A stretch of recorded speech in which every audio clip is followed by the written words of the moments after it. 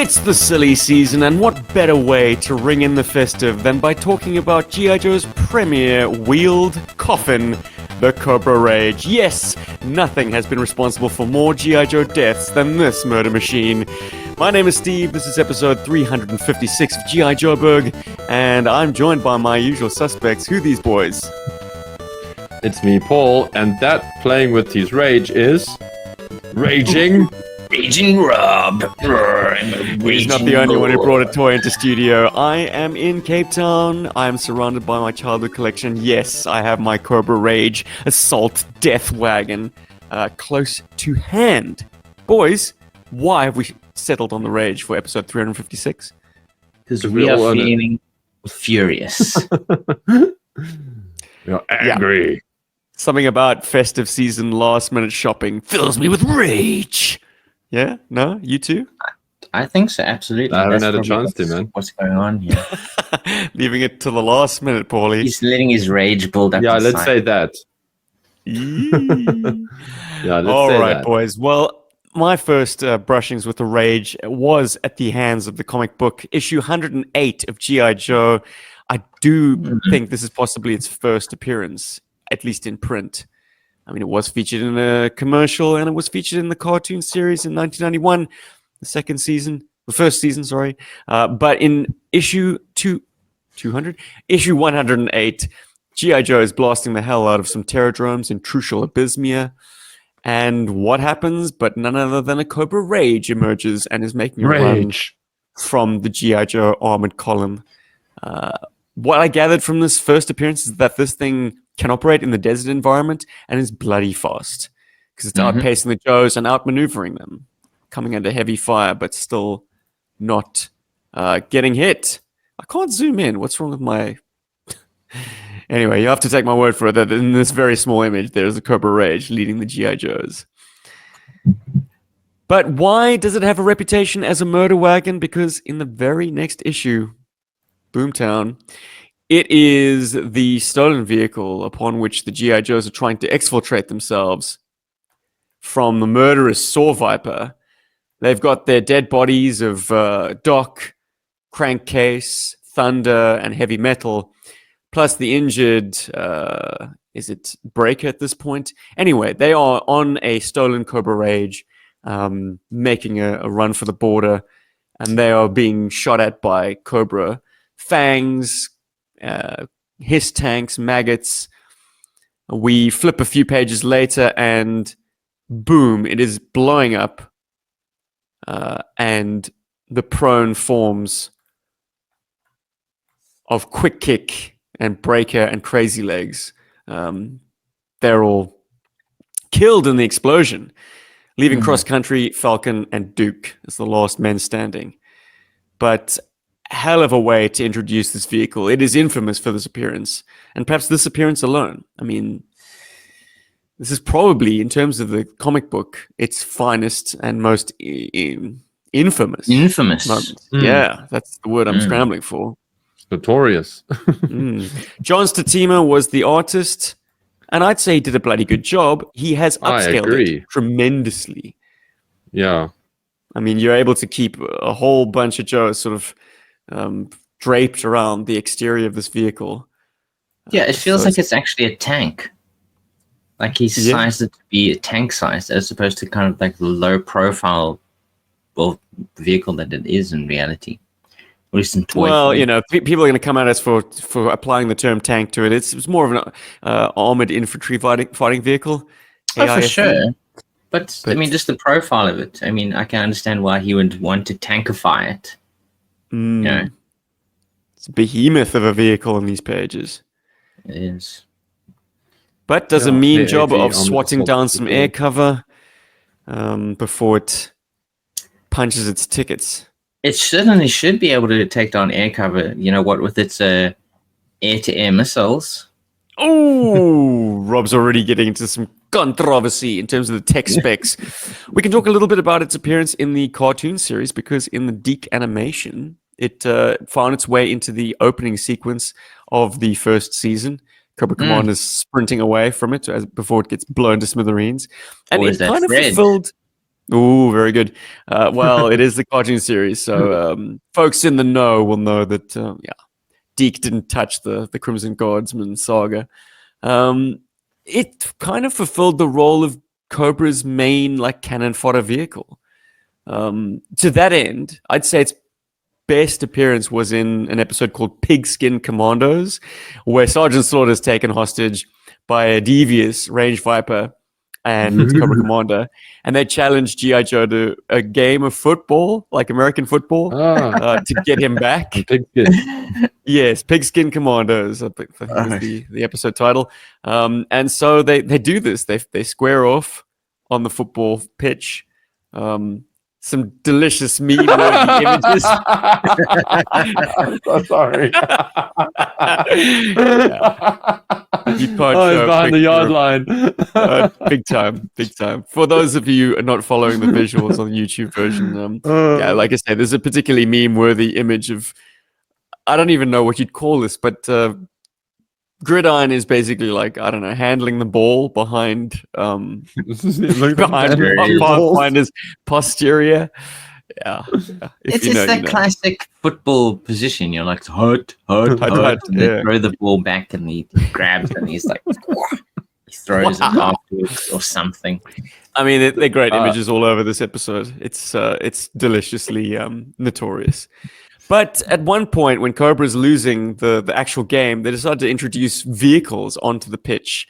Range Viper is commanding his forces from a hammerhead, and everyone else is in rage vehicles. Whoa, they brought a hammerhead. I feel like in that way, if at least in the cartoon, it's replaced his tank then, at least in this instance, as kind of like pretty the much, main tank or main ground vehicle of Cobra. Operation Dragonfire had Hiss 2s, but by the time this first season of Deke rolled around, those were no longer available, so they pushed the Rage big time. Yeah. It's a good, solid feature. Lots of animation cells featuring Rage tanks, multiple Rage tanks. But of course, GI Joe bring on their mobile battle bunkers and avalanches, and basically, like, such a sad indictment on Cobra's land power. These things are just able to roll straight over Cobra's Rage tanks. Well, it's a huge showcase of 1990s motor pool. I mean, those are basically all came out 1990. Now, but this is the kind of episode we love in GI Joe. I mean, let's be real. When all the toys. Yeah, exactly. I mean, like, how did you guys feel? Or Steve, I'm directing this at you, but didn't you also have that feeling every time you put in one of the DVDs to watch an episode, you're like, I wonder what vehicles I'm going to see. And when you see a vehicle, you're like, oh my God, it's this, that, and the next thing. That was like the highlight for me of the Deke series. Is seeing all of these vehicles. Yeah. I mean, it's pretty middling next to the Sunbow stuff, which tried to be more than just a toy commercial. Deke, it's absolutely it's less than that. Definitely, it's absolutely just the toy commercial and nothing really of value beyond that. But I think it's interesting. I mean, just thinking about it now, the fact that like they've positioned the Rage as the counterpart to GI Joe's Avalanche, like in terms of like them being opponents. Whereas in terms of the toy line, it's probably more the Hammer, with its sand coloring, same year of release, same kind of function as like a Humvee or, I don't know, just basically like 4-wheel drive vehicle. Though the Rage seems like something else. Would you agree with me? I mean, with its low profile. The Rage is definitely some kind of AFV, like, at least as far as I'm concerned. It's armored fighting vehicle for the folks. Urban pacification vehicle. Yeah, the packaging describes as urban assault vehicle, so it's meant to be deployed in an urban, environment. And the sweet little sticker that says Metro Armored Division. How cool is that? MAD, Mad. That's rad. That makes me wish there was a sub team called the Mad team, like Metro Armored Division. Yeah, we get like. I hope I get to talk about that in this episode. I think now's your perfect prelude. I think I'm done with appearances because this thing didn't have any video game appearances, and that's pretty much it. So the COBRA Rage for me, I think the only real encounter I had with the original vintage one was like long ago. It was at a friend's house or at a friend's cousin's house that I saw it for the first time, and I loved the colors of it. And I mean, it was broken to shit. Like it was missing missiles and it was missing a whole bunch of things. So I was always like super curious about it. And then fast forward to the future.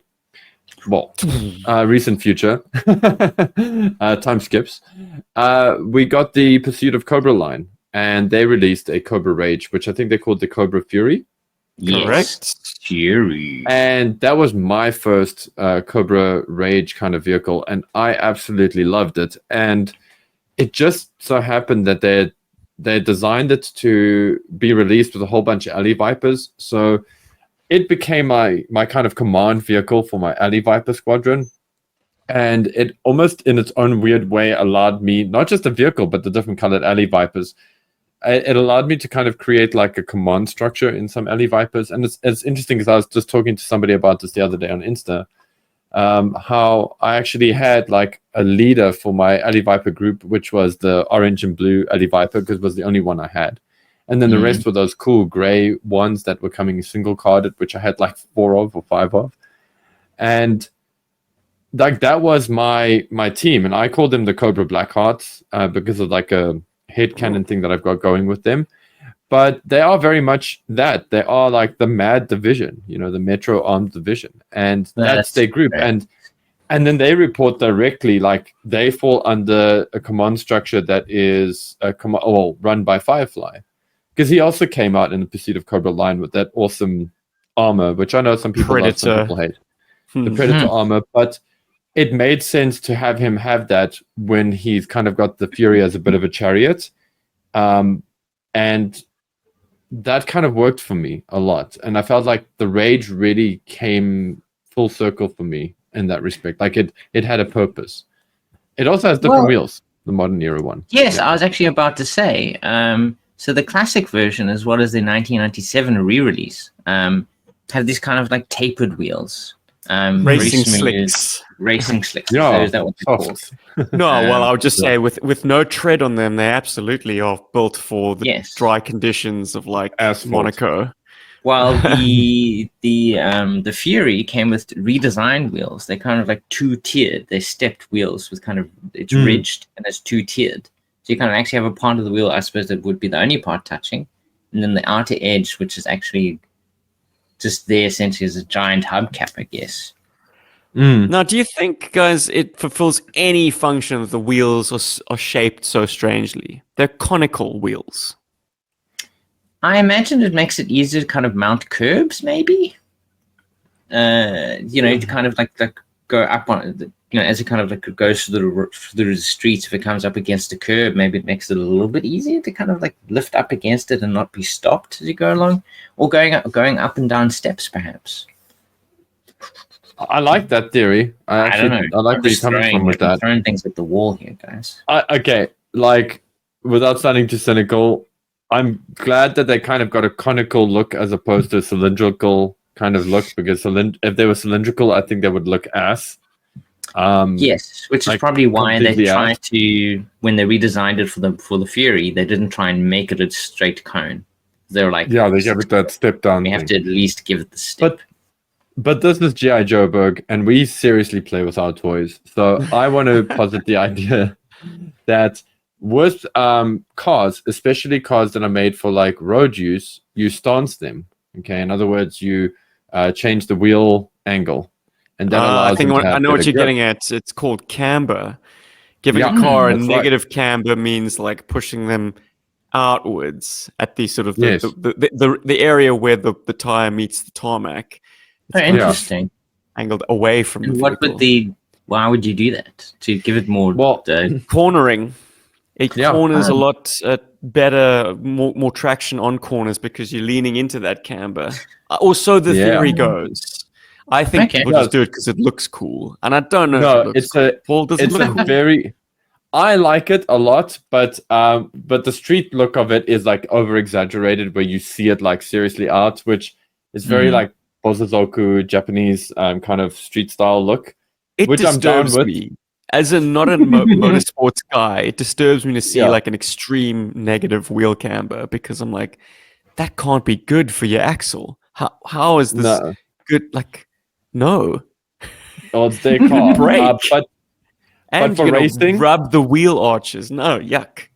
Don't do it. So that's also dropping its profile and stuff. That's a whole other thing. But like for racing, it makes a huge difference. It definitely gives your car a lot more bite. I don't want to go into the technical terms here, but it does, depending on how you like to drive, having your wheels cambered in a certain way can help you control the power of your car in corners and whatever. Look, so it does actually make a huge anyone's difference. going to dispute that the Rage can corner on rails, basically. Like this thing is with all that surface area and the way, like the wheelbase, like so symmetrical, and this thing's so squat, and that negative camber to the wheels, like this thing absolutely can corner on rails if it could turn its wheels. How do you suppose these front axles even turn? How? I can't picture it. Does it use differential power like a tank would? Yeah, that's it'd have to use a differential. That's exactly more power to the exactly left set of wheels. So it's like an eight wheel drive where each wheel it's an all-wheel drive with LSD. No, I think they would call it it's called a skid steer. So like a little construction vehicle that also uses differential power, even though it's got wheels. You could break one to be able to like make yourself go in the opposite direction. Or just reduce the power of one or increase the power of the other to make it Which is also interesting. Which also exists in sports cars, obviously. Because you get your if you think of F1 racing differential, which is what Steve just said now. Yeah. I'm sure those things it makes for an interesting toy because none of us have ever assembled. Wait, did you assemble the Fury or was it assembled? I had the benefit of assembling it. Lucky. Yeah. Presumably the wheel hubs onto which the wheels clip onto are angled downwards. No, we're talking a long time ago, but no, they're straight. They're straight. I'm not so sure. Are they? Yeah, okay, I guess. Just difficult to say. So there's not a slight downward angle. Maybe the comments will be able to help us. Dude, years. It's been years. It's a one-time fix as far as I'm concerned. I wouldn't want to remove those clips and take a look. I actually think the Rage would have been the Rage would have been a super interesting toy had they designed some kind of suspension in it. It wouldn't have maybe stood the test of time, but if it had suspension in it, we might have actually seen how it could have worked because something else that tells me if it's no, if it's using a slip differential and it's all-wheel drive powered, that means when the weight goes too much to the left or whatever, the back right wheels are dropping a little bit to help it push along. If it's got like independent suspension, it could be a very interesting toy, very much like the Swamp Masher. That could have been very cool.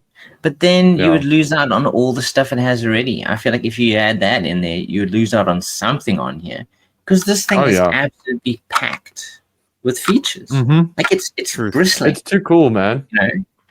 It's from like the bumper thing, the front. It has like 3 Vulcan cannons, one facing the front, 2 facing the back, which are actually swing out. You can move them around. It comes with, probably for me at least, which is the most delicate part, is this nacelle part on the side. I always feel weird about pushing it out. Like I worry that it's going to snap. Got this very freaky clack to it. There's like but of course I know exactly what freaks you guys out is whenever you push this thing. I'm glad you did it. Okay, it was a little bit distant from the mic, but I'm sure it was deafening in your ears. Oh no! Don't worry. I can do it again. So for the listeners, that's raising the turret into sort of a more, I don't know, raised firing position. Yeah. So it's kind of more further up, and it frees the kind of Gatling gun at the back to be able to change position. And it also allows swing all the way forward. It can, yes. So it becomes absolutely devastating to use from the front. So Paul's told us his story of how he first came into contact with the Rage. I've told partially that story by the fact that the first time I saw it was in the pages of GI Joe, A Real American Hero. Rob, when was the first time you encountered the Rage? I feel like I probably saw it in Yo Joe. And then, if I remember correctly, this is also from that one dude we ordered everything from. We got our hydrofoils and our whale and our yada yada yada. Mark Pedersen of Dr. Tung's Toys. Yes. Yeah, we cleaned out his inventory. I think he's from Portland. Portland. Yeah. Ohio. Yeah. Well, why do we know stuff like that? We're not even American.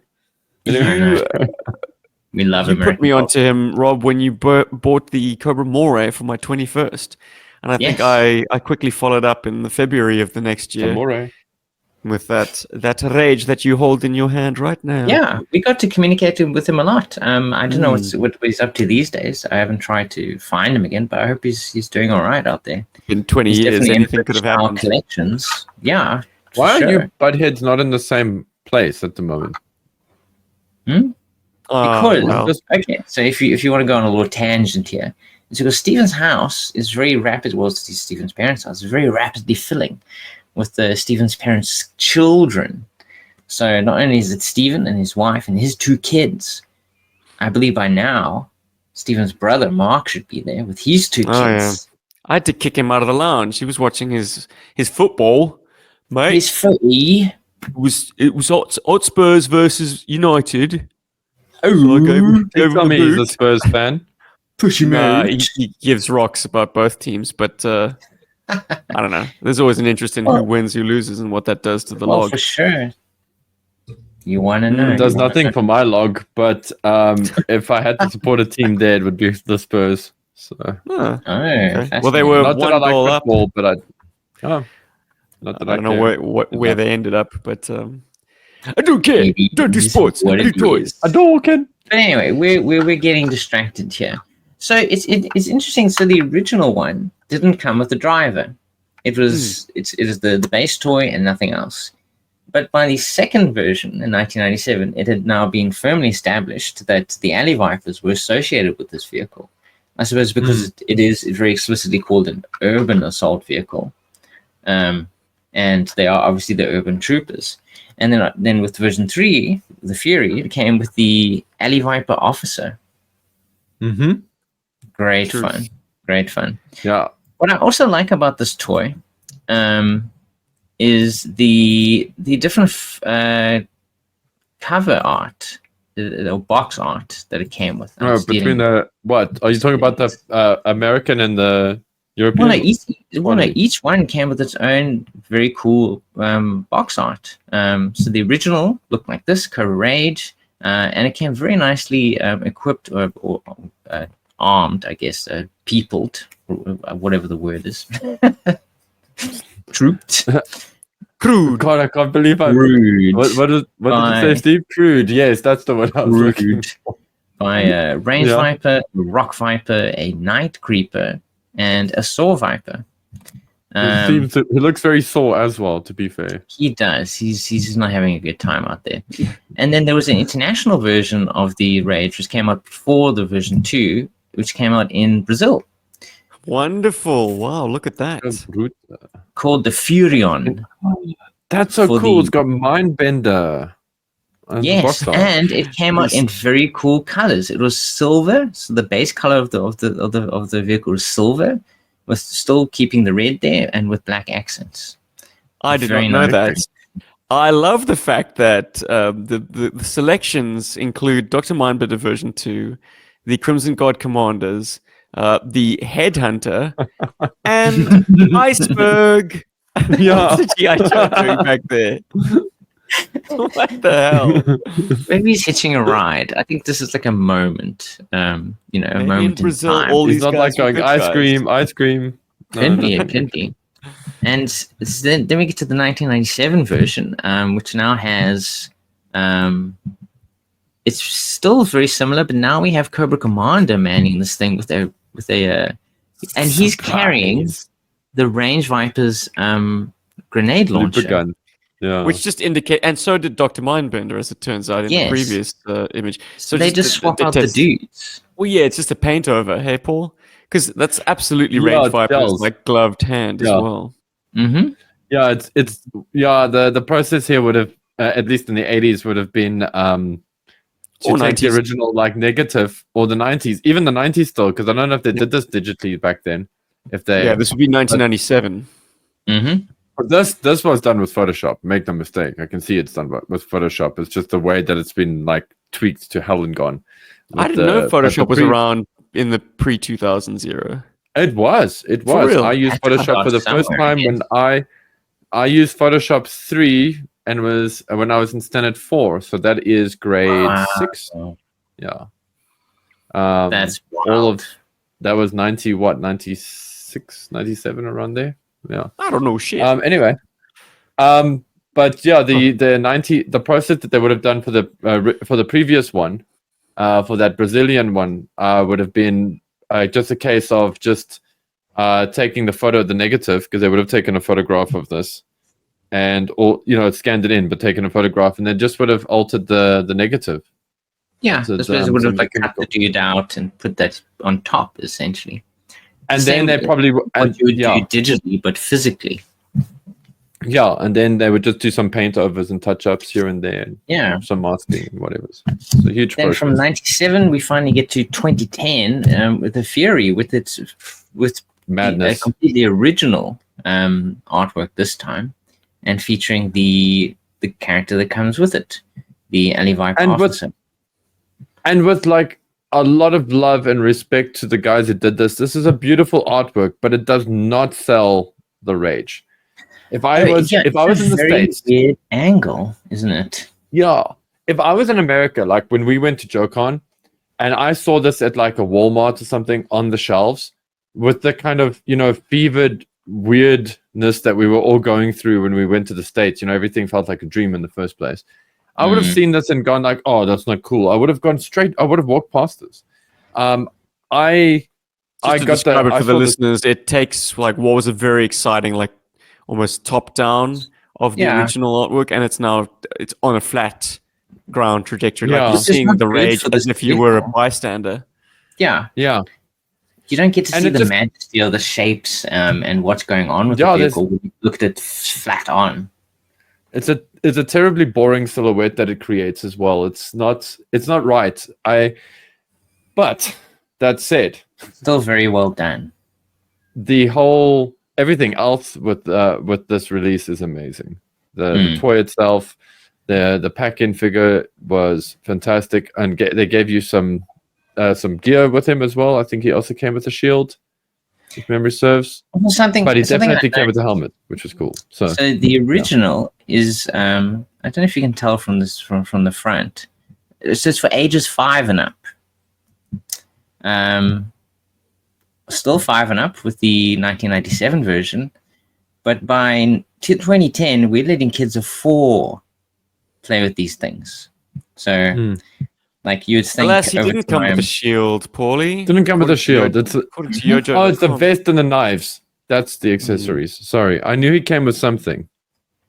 Came with something, but not everything. It's nice. A vehicle driver that came with that much gear. It's impressive. That's stellar. Yeah, so very cool cover art overall. And by comparison, the blueprints feel very sparse with the details they give. Like often with earlier ones, you would often find like specifics, like 100mm cannons, explosive yield of 20 megatons on the missile launches. Here it's only 10 20 points. gallons.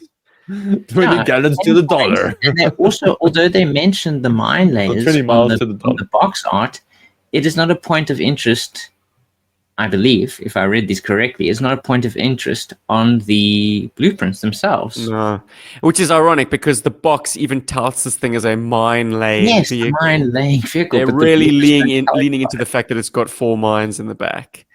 But yeah, the blueprints squarely omit them. Look, it's just a case of like, the blueprints were clearly dreamed up by someone who only had access to the top-down view, the side view, and the front view.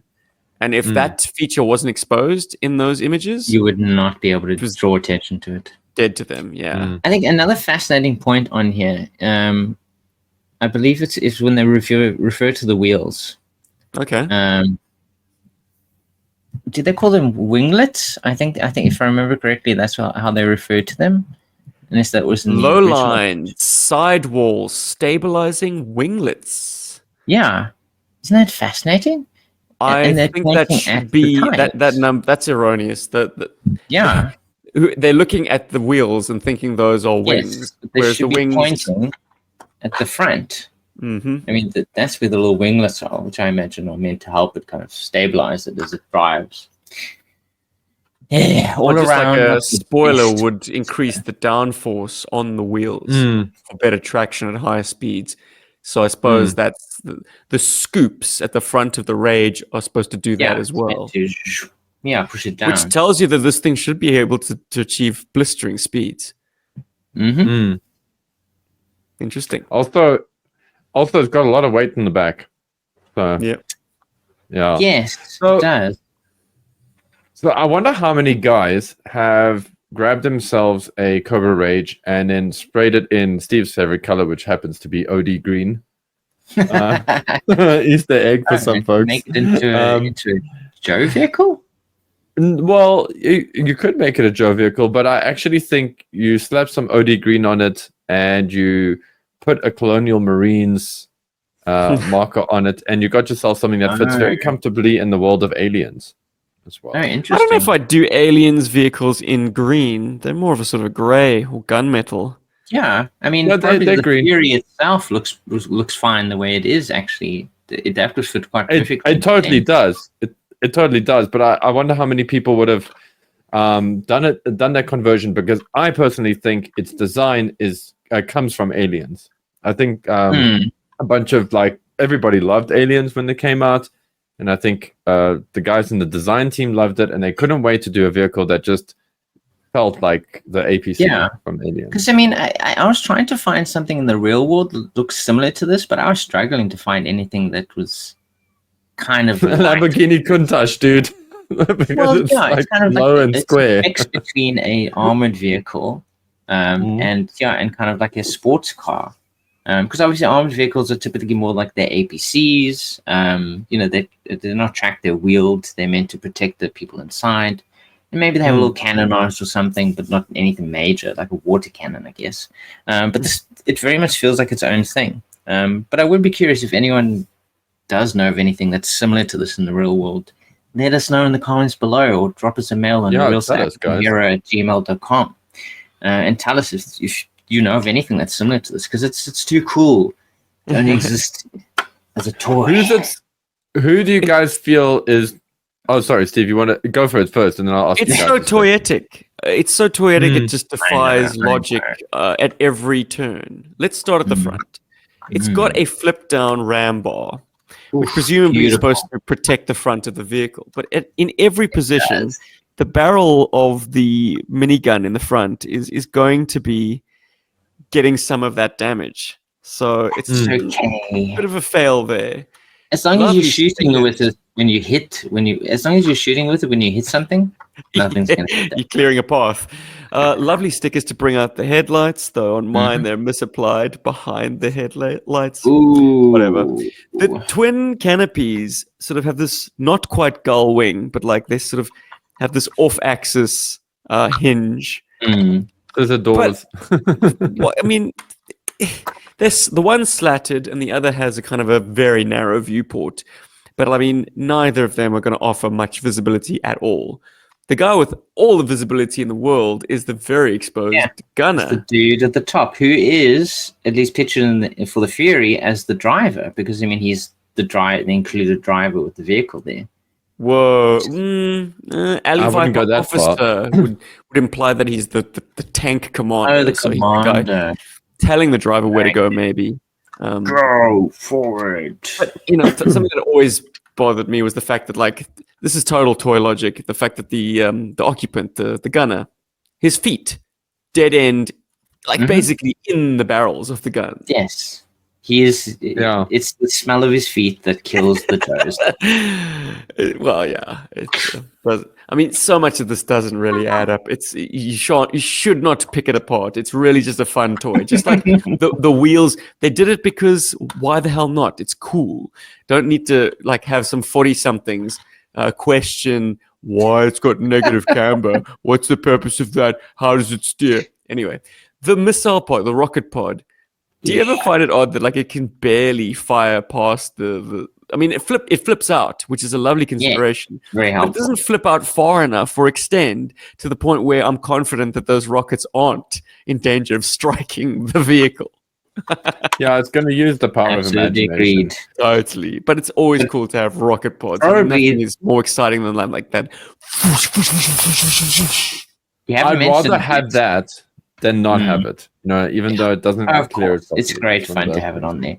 But on the other side, removable cover. What? Very nice. You get to see engine details. Do you find it's quite a deep cavity? I mean, you could almost fit a body in there. Yeah. Yeah. You can hide your wheel in there too. Yeah, you could put a wheel in there. You could put weapons in there. Yeah, I don't know about a wheel, but yeah. You could definitely put one of these wheels in there, 100%. 2-foot pegs on each side with a very broad like sill. I mean, spacious as all hell. Don't know what they're holding on to. At least the two on the very back have a grab bar. I defy anyone to put a classic O-ring fingers on that.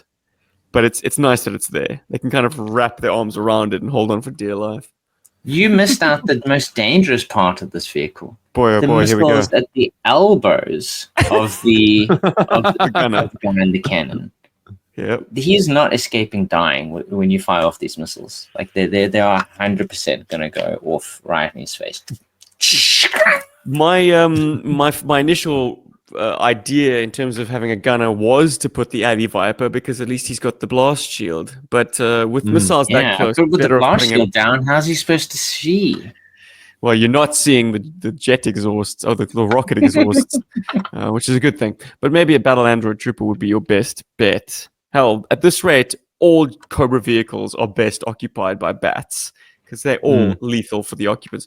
I don't have the mines for my mine ejector. Has no there are 4 of them, and they're disc-shaped. Now, mine dispensing vehicles in the real world are more like, they look like rocket trucks because they have multiple launchers. They fire these tubes that dispense mines over an area. This is more like a Bond vehicle in that it sort of lays them down flat on the road. Like Mario Kart, bro. Yeah. Like it's just designed to deter actual active pursuits. They're cool as well. They're not crazy detailed, but they got a little bit of like little rivets on it. So just enough detail. Looks like an accessory that should be included with DJ, to be honest. Yeah. Or with Destro version 2, from the 90s. They look very similar to the manhole covers on the pizza thrower from Ninja Turtles has plastic pizzas, but these look very similar to the manhole cover hubcaps on that thing. And there's an amazing sticker which has barely legible. I had to zoom in with my phone. But there's Z1 mines, high energy, anti-armor. And then there's a little note beneath that says caution, high something, deployment, nano, gobbledygook. But basically, like, it's phenomenal that there's such small copy on a vintage vehicle. I mean, the 25th anniversary went and did that, and it was a lot of fun. That even included some fun little typos. I love how easy it is to reload this. Because, I suppose if you don't own it, obviously they fall out when you push the thing in the back out. Yeah. So you push it back in. They're in a kind of a cassette. It slides back with a click. But that's how they drop out. There are slots at the top of the thing. Basically, you just slide the mine back in there. So literally... like a coin in a piggy bank. Like that. Yeah. Chink. Best piggy bank of all. Explosive. Hey, guys. Design-wise, the color, perfect for desert operations. It's sandy. Sure. This came out during Desert Storm. This featured heavily in the invasion of the Emirate of Benzine. So, I suppose it's operating equal parts desert, equal parts like desert cities. Think Dubai, think Qatar. Narrow streets, cobbles, clearing out insurgencies, I suppose, loyalists to the emir, and then GI Joe when they decided to crash Cobra's party.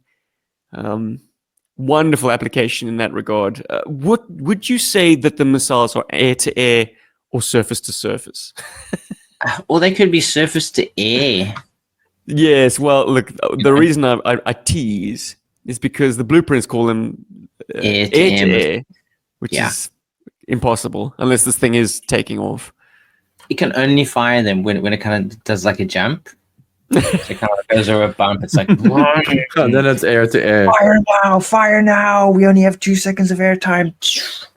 But I mean, the copy I prefer to, I mean, normally I default to the blueprints, but like the blueprints are playing fast and loose at this point. The box back is more useful by saying that it's got 4 surface to surface missiles. I buy that. Yeah, I think it is a focused vehicle. I mean, for it to have surface to air kind of, I don't know, it is a ground assault vehicle. It's attacking things in front of it and behind it and around it. Yes, the cannon. I mean, if you want to use it to shoot down aircraft, you could. But I think it has a purpose. You know, it's on the ground. It's attacking things on the ground, and that's what it's meant to do. In universe, this is probably taking up the slack left by the stun, but it's adding far more firepower to the stun's kind of role, and it's lowering the profile to the point where, like, the stun is a big, bulky, like show of force kind of vehicle. This thing's got the double guns, but it's got Gatling guns as well, missiles as well as that, and the mine dispenser and the rockets. Holy ball bags! This is hardcore, man. Holy ball bags! In one vehicle can throw up this like this impenetrable 360-degree wall of fire. Yeah, this thing is designed to just be able to assault enemies from all angles. That's why it's not in a video game, man. Just putting that out. Yeah, the thing was a game. You just double forked. Well, if you were like playing a fighting game and you were a Cobra character, like this would be like the special, you know, like in Bare Knuckle where you first game you bring in the cops. Like this would ride past the screen, just blowing everything else away. Yeah. It's amazing what the perspective is doing on the artwork for the Rage as well, but let's not go there. It is a tricky. I think the impact of the image is more powerful than the technical achievements on the image, which is actually only noticeable if you're scrutinizing. Yeah, it's difficult to really get it right because in the end, it really is, because of its low profile. It's essentially it's a thin rectangle. And I don't know how you would really sell that to make it look amazing. I mean, yes, in person, you know it looks great. The artist chose the best angle. We're referring to the box art specifically. Yes. But not only is it in that kind of raised isometric, like almost top down, but it's just got heat blasts going everywhere. The Gatling guns are all firing. Both of the double cannons are firing. A missile is being sort of let off the rack. And they're all of the rockets. And they're dropping rockets. And Saw Viper's firing his dinky little saw. Like, even the Night Creeper's ready to like cap somebody. Okay, so there's two things. There's one cool thing on this vehicle, on the vintage one specifically, that I absolutely love. And that's the graphic design of the stickers and warning labels that they designed for it. There's a particularly juicy 9. Is it a 6 or a 9? That is for the armored panel. Or it could be a 6. And I love that. I love that like typography. That it's such a cool like typeface that they use for that. And I also love, and it's often missing. And it's now this is the controversy here. I have only ever seen the one that Steven's got in his hands is the one. I passed it on to Steven because it came through me, so I had a chance to mess around with that. But it doesn't have that warning sticker for the turret, the big cool yellow warning sticker. Does yours have it, Rob? Because it's on the box back. Oh, there. Do you mean the hazard hardpoint elevates? That one. Yes. I love that design. There we go. I thought it was missing on the one on that one, Steve. I love that. Placement because it's kind of leafed over like a weld detail. It's such a cool cyberpunk. It's so detailed that they've even got the welds. You cannot see it unless you are holding the toy in your hand. But Yeah, you've got Beautiful. rivets, you've got pipes, you've got welds. Not a single. You got the diamond plate on the running boards. Not a single area of this tiny little vehicle. I mean, it's compact. Is undetailed. Even inside the recess of the rocket pod, you've got detail. Yeah, the Also, Rage is gold. Does yours have Absolute like gold. a little? So when you pull the rocket pod out, and just below where the thing hinges, does yours have like a little point that looks like you could put something in there? Yes. Like weed? No, a little molded hole. Like a little molded point. It's almost like you could put an antenna or something in there. I don't know what that's for. It's weird. That is interesting. Because it's not like it's unless it's. Actually, I have no idea what that could be for. I do. I actually recall what you're talking about as well. Yeah, it's just like a little nubbin. The operators have no instruments, though, practically. They've got a center console with some details, but like they're not really holding a wheel. I mean, this is nothing new with classic GI Joe vehicles, but like for something this detailed, you really are just supposed to put the driver and the co-pilot like in there and forget about them. They're not touching anything. This isn't the Cobra Wolf where you've got beautiful see-through canopies that both of them have controls that they can manipulate. At least the gunner has 2 control sticks, and he can grasp them quite comfortably because, thankfully, they're not oversized. I think they put the details where it mattered on this thing. It's where you would notice it the most. That's where they put the details. And the question, going back to the question I wanted to ask you guys earlier, who do you think is this the Cobra Rage's natural enemy? You know, in the wild. Desert Fox, 100%. Okay, actually, not a bad That candidate. is a cool battle going on there. I don't think there's a GI Joe vehicle in its class that holds a candle to it. This is such an overwhelming show of Cobra Force that it has to be the bad guys, because the bad guys always have to offer this impossible opponent that GI Joe is able to shrewdly defeat. But like in the 1990 series, it's a no-brainer that it's meant to go up against. Hot versus cold. No, I like the fact that the DiC animated series wasn't afraid of showing the Avalanche in environments that were anything but frozen. But the one that hopefully everyone else was thinking of was the Hammer. So 10 GI Joburg points if you were thinking of GI Joe's answer to the venerable Humvee. They're both sand colored, so like there's some like visual confusion there. But I mean, the Hammer is this oversized Humvee that is quite tall, is very over designed with all of those additional turrets. So it's definitely got the same bite. It's got the same bite as the Rage, but like the Rage just dresses it up in a far tighter package. Yeah, my money would be on the Rage if it wasn't a bad guy vehicle. Yeah. And for you, Paul, I mean, as owner of the Fury, with this color scheme being very different from the original. I enjoyed putting this thing up against it's called the Rhino. Not to be confused with the Warthog. Because the Rhino, the APC. It's functionally identical to the Avalanche. Except for the helicopter. Oh, wait. Doesn't the Avalanche also have like a flying... Yes, it does. It does that. You boys are birds of a feather.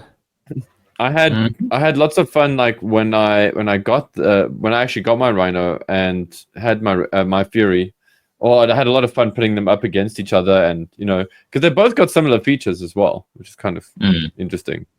It's just I just thought they were. The great, Rage is the Fury is a more budget vehicle. I mean, it definitely has its lineage as an ARA era vehicle where like you put it together, even if by the 2010s they did it in the factory, it still has that kind of like model kit clippiness, whereas the Rhino is far more that is completely pre-made, screws, spring-loaded features. But yes, you're right. I mean, an urban environment is screaming out for both of these guys to come up against each other. And I like the design language-wise, they're also very similar because they both take I feel like the Rage takes its cues from Aliens, and the Rhino definitely does. 100%, like unashamedly so. But because of that, I didn't see it before, Paul, but it's sat with me long enough for me to get the similarities. So by it evoking the Colonial Marine APC, you mean it's very squat, it's very wide, sort of broad. The Marines had that turret. Well, the turret could kind of flip to the back on the Colonial Marines. This sort of does this weird clacky raise feature, but do it, Stephen. A feature's a feature. No. I broke one toy already tonight, guys, and it was a childhood range viper, which I'm a bit butthurt about. Enraged about. Range viper, sorry, I didn't say. I said rage, did I? No, you said range. I am enraged. Yeah, you are enraged. I'm filled with the festive spirit. It may be called a rage, your rage is still this just vehicle. Rat in the cage. Is a love. I think we have gushed about the rage for 45 solid minutes. I was just about to say, I mean, it may be called a rage, but this vehicle fills me with joy.